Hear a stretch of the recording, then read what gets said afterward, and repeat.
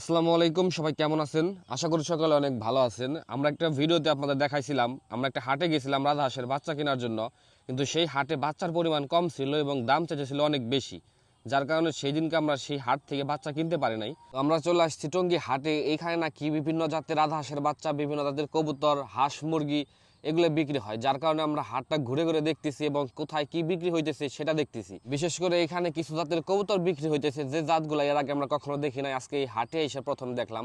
হাটে কিছুক্ষণ ঘোরাঘুরি করার পর আমরা দেখলাম দুই একজনে রাজহাঁসের বাচ্চা বিক্রি করতেছে।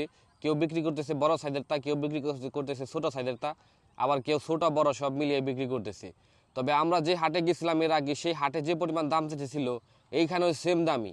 এখন আমাদের এখানে কাজটা হচ্ছে এখান থেকে আমাদের যে কোনোভাবে একটু কম প্রাইজের ভিতরে নিয়ে যেতে হইব, কারণ এই রাজহাঁসের বাচ্চা এই টাইম ছাড়া অন্য কোনো টাইমে এবং সব হাটে এগুলো পাওয়া যায় না। এই হাটে শুধু রাজহাঁসের বাচ্চা না, এই হাটে বিভিন্ন জাতের মুরগির বাচ্চা, দেশি মুরগি, ফাউমি, টাইগার এবং বিভিন্ন বাচ্চা বিক্রি হইতেছে।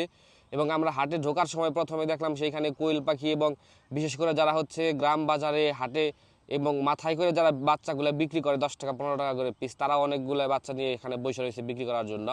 আমরা ঢোকার প্রথমে দেখলাম একজনে ইউরোপিয়ান হোয়াইট জাইন্ট কটনিক্স বিক্রি করতেছে, যেগুলো বয়স হইব 15 থেকে 20 দিন। সেইগুলোর জোড়া থাকছে 300 টাকা করে। এবং আমরা দেখলাম সেখানে এগুলোর বয়স মোটামুটি সর্বোচ্চ গেলে 20 দিনের মতো হবে, কিন্তু এখন পর্যন্ত এগুলোর ওয়েট আসে নাই, যার কারণে আমরা ওইখান দিয়ে আরো একটু ঘোরাঘুরি করে দেখতেছিলাম যে আরো কিছু আমরা পাই কিনা। আরো দেখলাম অনেকে হাঁস বিক্রি করতেছে, পিকিং স্টার 13 বা অনেকে খাকি ক্যাম্বেল বলেন, যেগুলো এক কালারের সাদা হাঁস, সেগুলো বিক্রি করতেছে।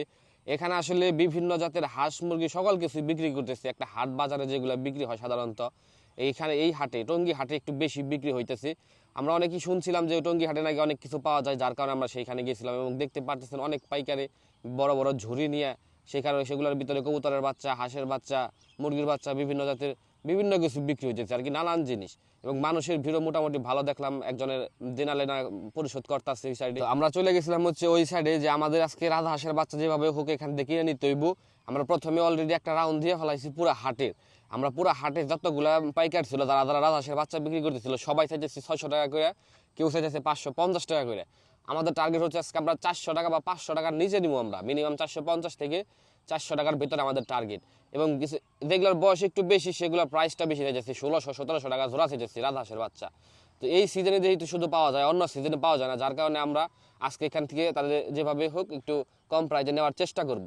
তো দেন হচ্ছে তার সাথে আমরা কিছুক্ষণ কথাবার্তা বললাম, এবং কথাবার্তা বলার পরে এই যে ঝুড়িতে বা এই কার্টনে যেগুলো দেখতেছেন আমরা আজকে এইগুলো নিয়ে যাবো, কারণ এইগুলো নিয়ে হচ্ছে আমরা বোর্ডিং করুম। কারণ আমরা সাধারণত বোর্ডিং যেহেতু করতে পারি, আমাদের বোর্ডিং নিয়ে কোনো টেনশন নাই। ছোট হোক বড় হোক, আমরা বোর্ডিং করে এগুলোর বড় করতে পারবো।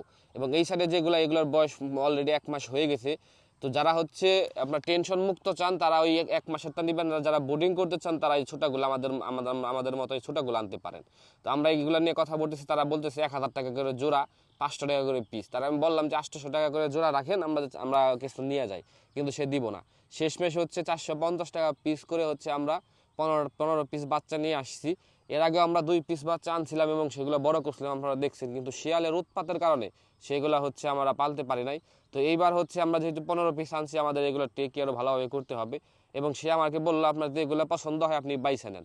মানে এগুলো তো ছোট, এগুলার তো মনে করেন যে কোনটা পুরুষ কোনটা মহিলা এখন তো বোঝা যাচ্ছে না। তারপরেও তারা বললো যে ভাই আমি একটু মিলিয়ে দেই, তারপর আপনি নিয়ে যান, আর বাকিটা আল্লাহ ভরসা। দেন হচ্ছে আমরা এখান থেকে আমাদের 15 পিস বাচ্চা পছন্দ করে নিয়ে আসলাম, এবং এগুলোর প্রাইস নিতে হচ্ছে 900 টাকা করে জোড়া। এবং বাসায় এনে সেগুলো আমরা ছেড়ে দিচ্ছি প্রথমে ফ্লোরে, এবং ফ্লোরে ছেড়ে দিয়ে আমরা ওই সাইডে বোর্ডিংটা রেডি করছি। বোর্ডিং রেডি করার পরে হচ্ছে আমরা বোর্ডিংয়ে ছেড়ে দিছি।